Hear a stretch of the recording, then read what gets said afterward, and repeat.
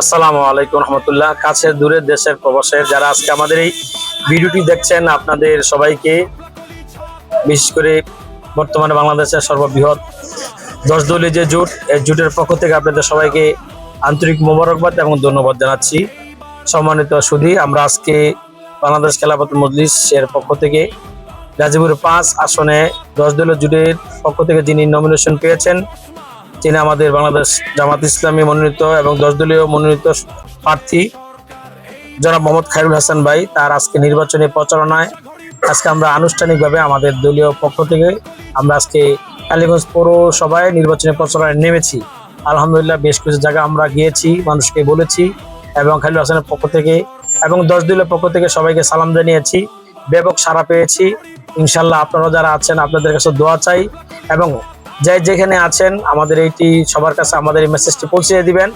বাংলাদেশের যে কোনো আসনে হোক, আমাদের 10 দলীয় পক্ষ থেকে যাকেই ওইখানে প্রার্থী ঘোষণা করা হয়েছে সকলের পক্ষ থেকে আমরা সকল আসনেই একক প্রার্থী দেওয়া হয়েছে। ওই প্রার্থীর পক্ষে আমরা ভোট চাচ্ছি, আপনারা ভোট দিবেন এবং দোয়াও চাই, দোয়াও করবেন।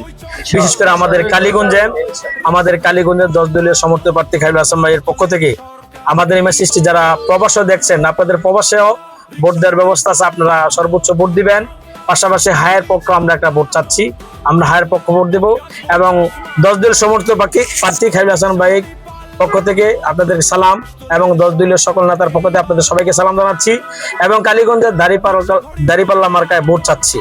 দাঁড়িপাল্লা মার্কে ভোট দিবেন এবং হায়ের পক্ষে ভোট দিবেন, এই প্রত্যাশায় এই দোয়াই করছি। আসসালামু আলাইকুম রহমতুল্লাহ।